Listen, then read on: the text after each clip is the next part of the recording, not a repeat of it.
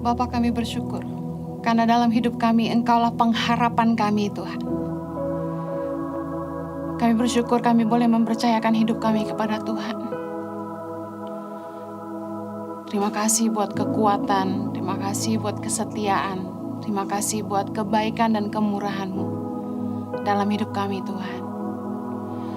Berdoa biar Tuhan boleh berbicara buat kami. Roh Kudus, mampukan kami memahami firman-Mu dengan bahasa yang mudah kami mengerti. Berikan hikmat dan wahyu, Tuhan. Tolong hamba-Mu, karena sungguh tanpa Engkau hamba tidak mampu. Menyerahkan menit-menit ke depan ke dalam pimpinan Roh Kudus sepenuhnya. Berkatilah umat-Mu, Tuhan. Demi nama Yesus kami berdoa. Amen. Shalom. Apa kabar wanita-wanita yang luar biasa? Salam damai sejahtera bagi kita semua. Baik, hari ini saya akan menyampaikan firman Tuhan dengan judul The Seed, yaitu benih. Dalam hidup ini, kita seperti orang yang sedang menabur benih. Suatu hari kelak, benih yang kita tabur akan tumbuh dan menampakkan buahnya. Dalam hidup ini, kita membangun sesuatu yang suatu kali kelak akan kelihatan. Baik di bumi ini maupun dalam kekekalan nanti. Dalam 1 Korintus 3 ayat 12 bilang gini, entahkah orang membangun di atas dasar ini dengan emas, perak, batu permata, kayu, rumput kering, atau jerami, sekali kelak pekerjaan masing-masing orang akan nampak. Karena hari Tuhan akan menyatakannya, sebab ia akan nampak dengan api, dan bagaimana pekerjaan masing-masing orang akan diuji oleh api itu. Sebenarnya kita nggak perlu menilai pekerjaan orang lain, karena suatu hari nanti buah yang kita akan petik, hasil dari yang kita tabur akan kita lihat bersama-sama di hari Tuhan. Saya ingin ingatkan bahwa di dalam hidup kita, benih yang kita tabur setiap hari akan kita petik hasilnya suatu hari nanti. Dalam Galatia 6 ayat yang ke-5 sampai ke-8 dibilang gini, sebab tiap-tiap orang akan memikul tanggungannya sendiri. Saya lompat ke ayat 7, jangan sesat, Allah tidak membiarkan dirinya dipermainkan. Karena apa yang ditabur orang, itu juga yang akan dituainya. Ayat ke-8 bilang gini, sebab barang siapa menabur dalam dagingnya, ia akan menuai kebinasaan dari dagingnya. Tetapi barang siapa menabur dalam roh, ia akan menuai hidup yang kekal dari roh itu. Bagaimana dengan hidup kita? Apakah benih-benih yang kita tabur selama ini kita tabur dalam daging? Bicara soal keinginan duniawi, hawa nafsu, di dalam kedagingan, atau benih-benih yang kita tabur mengikuti kehendak Tuhan dan dalam kebenaran. Karena ingat, suatu hari nanti kita akan menuai dan memetik buah dari taburan kita.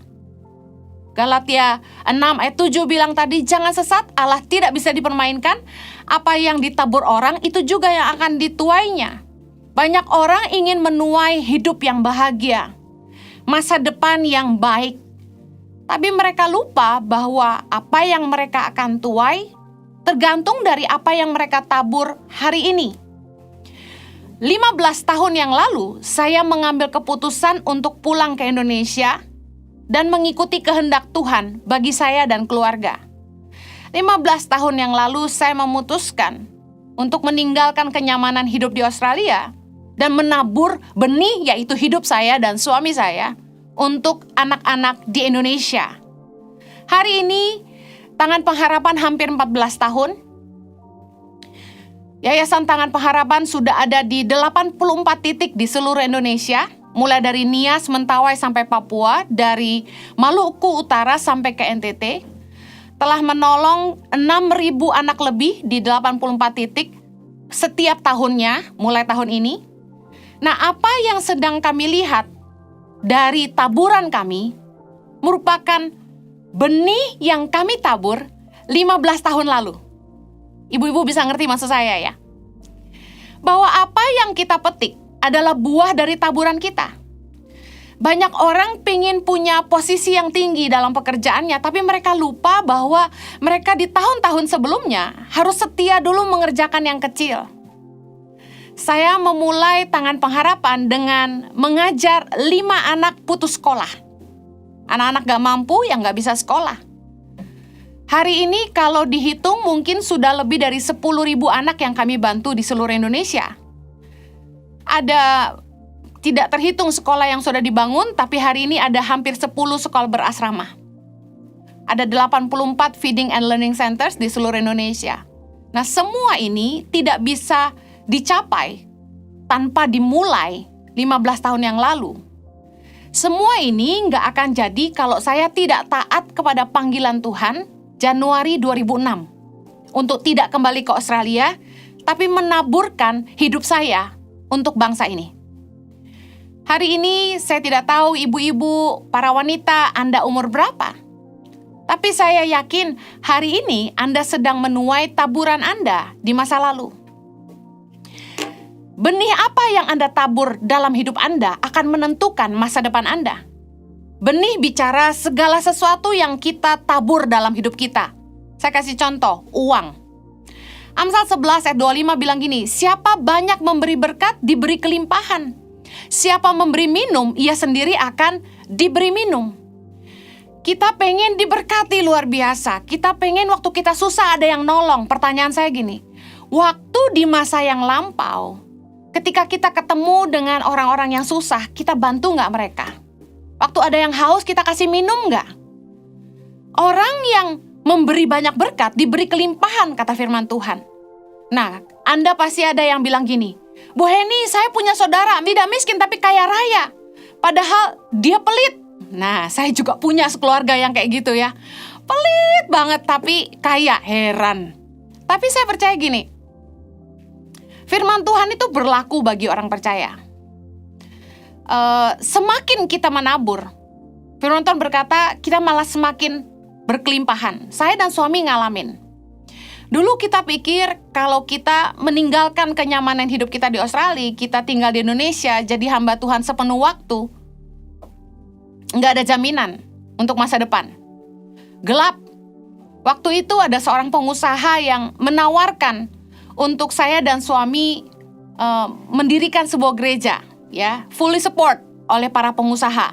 Mereka menjanjikan rumah, gaji tetap, mobil, ya, semua fasilitas yang mereka tawarkan kalau kami mau jadi gembala. Tapi waktu itu kami memilih untuk mengikuti panggilan Tuhan, yaitu menolong orang-orang miskin di Indonesia. Tuhan bicara jelas sekali waktu itu sama saya. Heni, apa yang paling dibutuhkan orang miskin? Dan Tuhan suruh saya untuk mengeluarkan mereka dari kemiskinan. Padahal panggilan untuk menolong orang miskin ini nggak ada jaminan masa depan.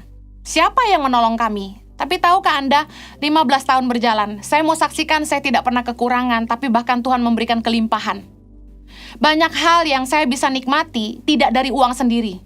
Contoh, saya bisa pelayanan sampai ke Eropa, saya bisa pelayanan sampai ke Hong Kong, ke Taiwan, kemana-mana, ke Malaysia, ke Singapura, dan masih banyak tempat lain lagi yang saya injak dengan kaki saya. Saya diundang sampai ke Belanda, Jerman, saya diundang pertemuan ke Israel dan sebagainya. Orang itu mau ke Israel mesti nabung-nabung, Bapak Ibu.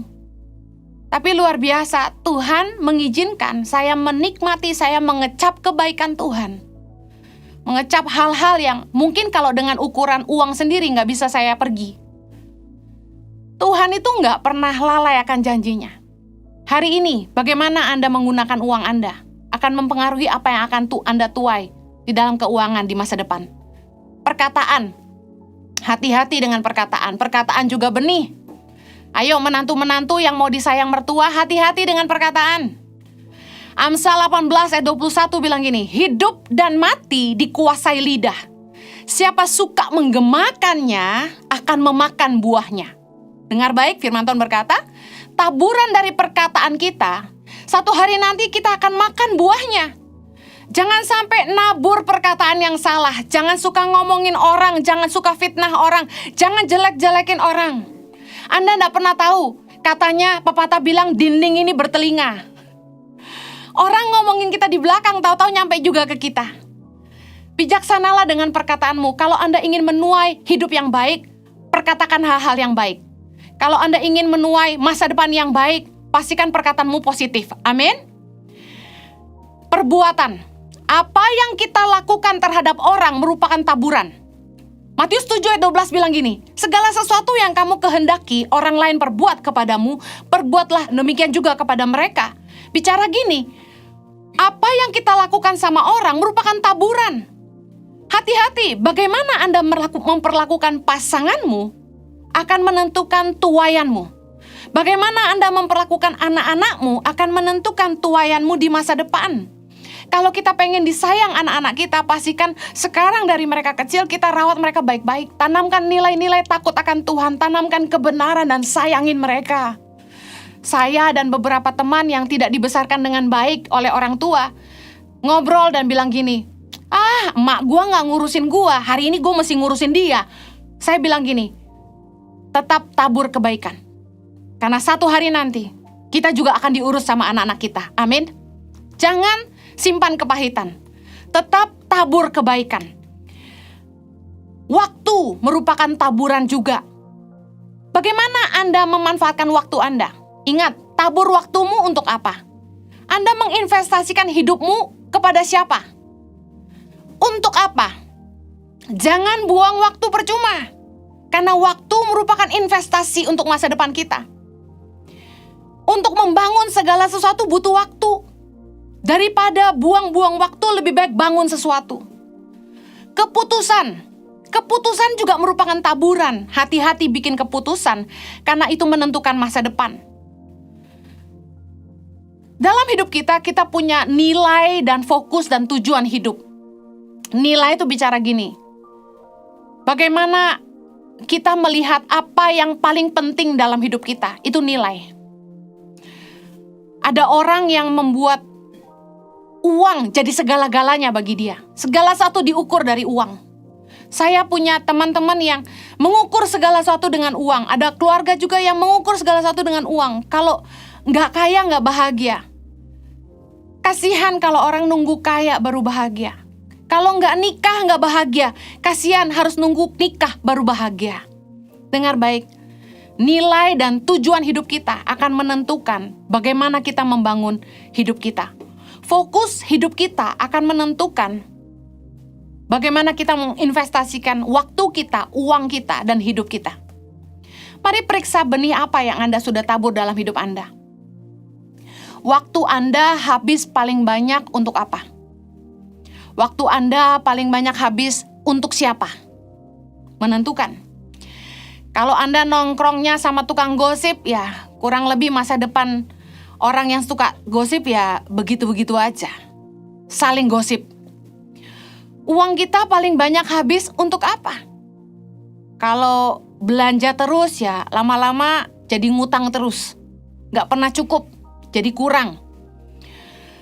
Seberapa banyak taburan kita untuk pekerjaan Tuhan dan sesama yang membutuhkan? Saya sama Jojo gak pernah hitung-hitungan dalam menabur dan kami bersyukur. Tuhan itu mencukupi kehidupan kami dengan luar biasa. Apa yang Anda pelajari? Buku apa yang Anda baca? Film apa yang Anda tonton? Siapa yang Anda follow? Taburanmu bicara soal keputusanmu. Bagaimana Anda memperlakukan pasanganmu hari ini? Ibu-ibu, bagaimana Anda memperlakukan suamimu hari ini?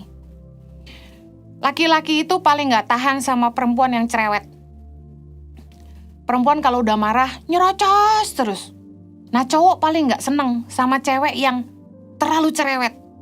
Nah kalau kita ngerti itu, jadi istri gak boleh terlalu cerewet. Nah banyak kali maksud yang baik tidak disampaikan dengan cara yang baik dan di waktu yang baik. Dan di tempat yang baik. Nah kita mesti ngerti bagaimana memperlakukan pasangan kita. Kenali pasangan kita. Bagaimana dia senang diperlakukan. Kalau kita dagang, kita berusaha menyenangkan pelanggan. Tapi kenapa kita nggak berusaha mengerti pasangan kita? Kalau Anda ingin rumah tangga yang bahagia, nggak bisa nuntut pasangan Anda yang membahagiakan Anda. Inisiatif harus dimulai dari Anda. Saya sama Jojo dulu jeger-jeger terus. Gak ada yang mau ngalah. Sama-sama menderita, saling minta dihargai. Sampai akhirnya saya memutuskan, perubahan harus dimulai dari diri sendiri. Saya mulai ngalah, mulai diem. Pelan-pelan Jojo berubah. Kalau kita saling menuntut, gak akan ada habisnya. Saya belajar, taburlah pengertian, Anda akan menuai pengertian. Kalau Anda ingin bahagia, taburlah dulu kebahagiaan dalam rumahmu. Pastikan keluargamu Anda layani, suami dilayani. Sekesel-keselnya saya sama suami saya tidak pernah lalai layani suami saya. Jojo itu tidak pernah mengerjakan apapun untuk dirinya sendiri, kecuali dia mandi sendiri dan makan sendiri. Selebihnya urusan saya. Tentu Anda ngerti maksud saya, bukan? Bagaimana Anda memperlakukan atasan kalau Anda kerja? Bagaimana Anda memperlakukan bawahan Anda kalau Anda seorang atasan di dunia kerja? Kan akan menentukan tuayan Anda. Mungkin Anda bilang gini, Bu Eni, saya jadi bos yang baik banget, saya selalu menabur kebaikan, tapi bawahan saya yang gak tahu diri. Gak apa-apa, taburlah kebaikan, karena kebaikan gak akan pernah jauh dari Anda. Saya ingin tutup dengan 2 poin tentang taburan. Taburlah kebaikan. Galatia 6 ayat 9-10 bilang gini, janganlah kita jemu-jemu berbuat baik, karena apabila sudah datang waktunya, kita akan menuai jika kita tidak menjadi lemah. Perhatikan baik. Akan datang waktunya kita akan menuai jika kita tidak menjadi lemah. Ayat 10. Karena itu, selama masih ada kesempatan bagi kita, marilah kita berbuat baik kepada semua orang, tetapi terutama kepada kawan-kawan kita seiman. Saya waktu memulai pelayanan Yayasan Tangan Pengharapan, ayat ini yang Tuhan kasih buat saya. Jangan jemu-jemu berbuat baik. Kenapa Tuhan kasih peringatan itu ke saya? Ternyata saya sadari, di dalam pelayanan maupun kehidupan, dalam rumah tangga, dalam hubungan bersosialisasi dengan teman dan orang banyak, kadang kita capek berbuat baik. Kenapa? Karena kebaikan kita disalahgunakan. Kita di take it for granted. Kita dimanfaatkan sama orang, kita dikecewakan, kita ditipu sama teman baik. Kita dijelek-jelekin sama orang yang kita baikin. Oh, haleluya. Percayalah, saya tahu rasanya. Kadang tuh capek. Kesel. Kadang-kadang tuh kalau ketemu sama orang-orang yang gak tahu ngucap syukur, kita udah urusin, kita udah baikin, kadang-kadang tuh pengen gini, gak gua urusin loh, gitu ya. Tapi dengar baik, firman Tuhan bilang gini, jangan jemu-jemu berbuat baik. Orang baik harusnya gak berubah hanya karena orang lain gak baik. Karena apabila sudah datang waktunya, janji firman Tuhan, kita akan menuai kalau kita gak jadi lemah. Kita gak boleh jadi lemah. Kita tetap harus semangat ikut Tuhan. Kita harus tetap punya iman bahwa kita akan menuai hal-hal yang baik di masa depan. Waktu saya nolong orang miskin di Indonesia, minta ampun. Saya menemukan bahwa ternyata gini, kadang-kadang orang miskin itu lebih sombong daripada orang kaya. Bahasa kasarnya gini, kadang-kadang tuh kita sampai harus mohon untuk izinkanlah saya menolong anak-anakmu. Bahasanya gitu. Kadang-kadang nolong orang itu, udah nolong masih ditipu gitu ya. Udah nolong masih dimanfaatin. Udah ditolong masih gak tahu diri. Saya bersyukur ayat ini yang Tuhan kasih ke saya. Heni, jangan menyerah. Karena akan datang waktunya. Kita pasti nuai, katakan amin. Kalau kita gak jadi lemah.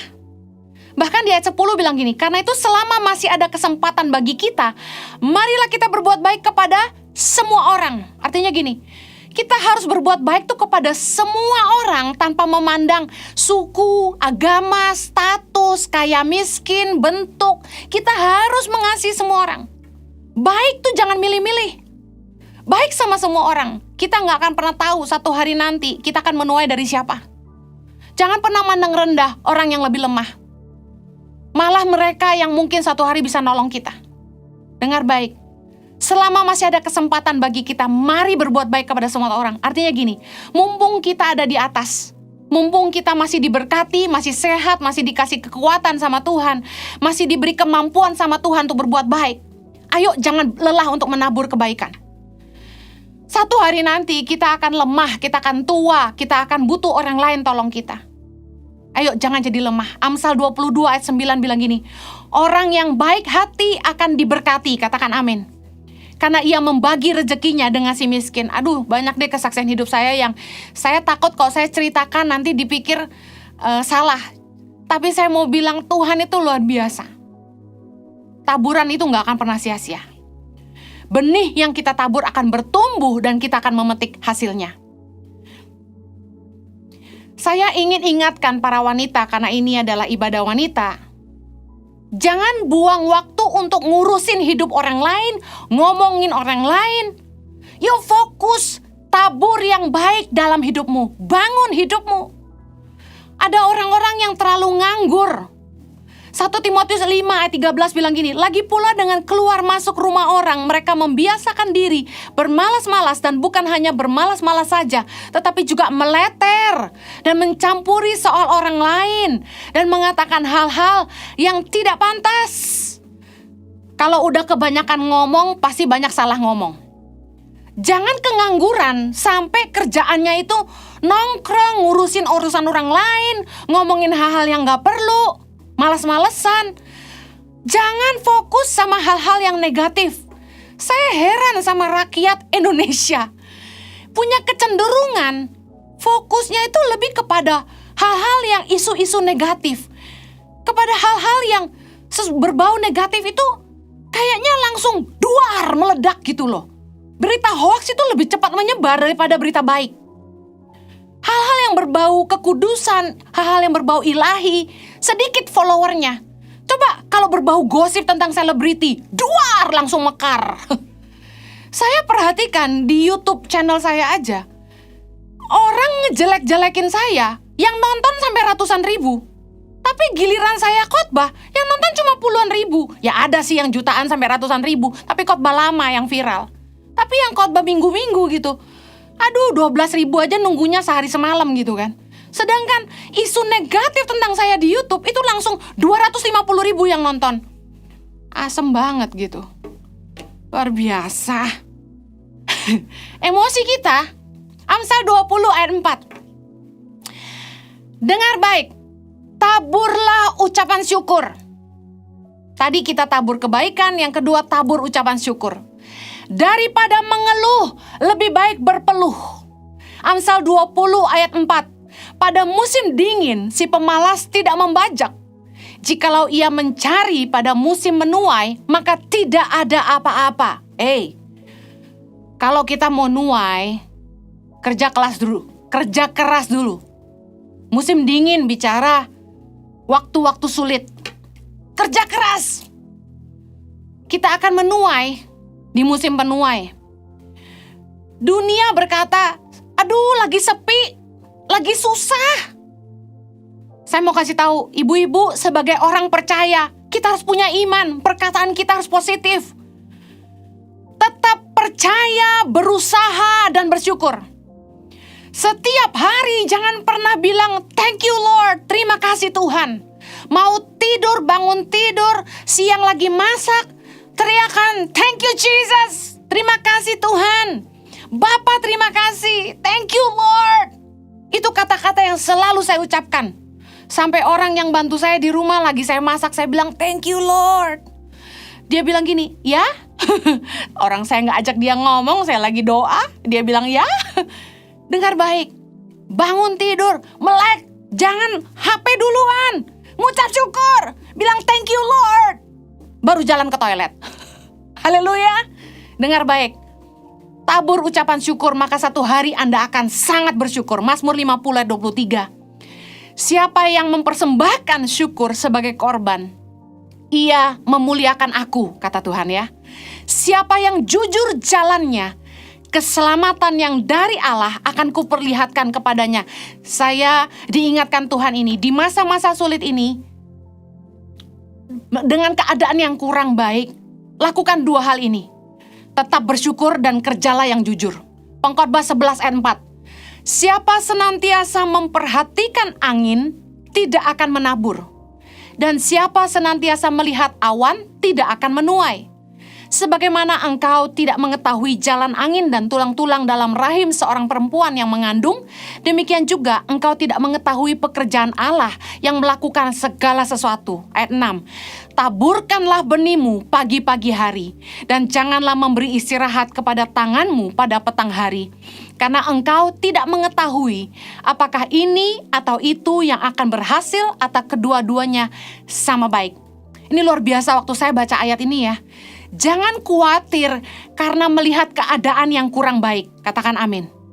Percayai Tuhan yang sanggup menyediakan dan melakukan keajaiban. Terus berusaha dan lakukan yang terbaik. Percayalah, hasil itu tidak akan pernah mengkhianati proses. Dengar, ada masa anugerah, ada masa kita harus bayar harga. Kalau waktu-waktu ini adalah waktu kita harus bayar harga, tetaplah setia dan lakukan firman-Nya. Saya mau tutup dengan ini. Jangan menabur kejahatan. Jangan berbuat jahat kepada sesama. Ayub 4 ayat 8 bilang gini, yang telah kulihat ialah bahwa orang yang membajak kejahatan dan menabur kesusahan, ia menuainya juga. Hati-hati, jangan membajak kejahatan dan jangan menabur kesusahan, karena kita akan menuai. Dagang itu jangan curang. Amsal 22 ayat 8. Orang yang menabur kecurangan akan menuai bencana. Yang terakhir Amsal 15 ayat 27. Siapa loba akan keuntungan gelap dan mengacaukan rumah tangganya. Tapi siapa membenci suap akan hidup. Jangan makan suap, jangan loba keuntungan gelap. Sesulit apapun hidup kita, jangan menggunakan cara-cara yang tidak berkenan kepada Allah. Tetap tabur kebaikan, tetap bersyukur dan kerja yang jujur. Dengar baik, dosa membuat kita tidak hidup dalam berkat Allah. Yeremia 12:13 bilang gini, mereka telah menabur gandum tetapi yang dituai adalah semak duri. Mereka telah bersusah payah tetapi usaha mereka tidak berguna. Mereka malu karena hasil yang diperoleh mereka akibat dari murka Tuhan yang menyala-nyala. Dengar baik, kalau kita nggak hidup dalam berkat Tuhan, susah payah kita tuh nggak menghasilkan. Dikatakan mereka bersusah payah, tapi usaha mereka nggak berguna. Tangan Tuhan tuh nggak kurang panjang untuk nolong kita. Pendengarannya tidak kurang tajam untuk mendengar doa kita. Yang jadi pemisah antara kita dengan Tuhan cuma dosa-dosa kita. Kalau kita mau ditolong Tuhan, pastikan kita tetap hidup dalam takut akan Tuhan dan melakukan kebenaran firman. Saya berdoa agar setiap Anda tetap bersyukur di tengah-tengah masa sulit ini. Terus bekerja keras, kerja yang jujur. Tabur hidup yang baik. Tabur hidup di dalam kebenaran, di dalam kehendak Tuhan, di dalam takut akan Tuhan. Supaya Anda juga menuai masa depan yang cemerlang. Yang mau katakan amin. Mari kita berdoa. Bapa di sorga, kami berdoa, berikan hikmat kepada kami, supaya kami menabur apa yang baik dalam hidup ini, supaya kami menuai apa yang baik juga. Buat kami hati-hati dan bijaksana dalam berkata-kata, berbuat, menabur keuangan kami, waktu kami, memilih teman-teman kami, membuat keputusan dalam hidup kami, supaya kami jangan sampai menuai masa depan yang salah. Berdoa untuk ibu-ibu, untuk setiap wanita yang hadir dalam ibadah Impact Women malam hari ini. Kiranya hidup mereka selalu diberkati. Demi nama Yesus kami berdoa. Amen.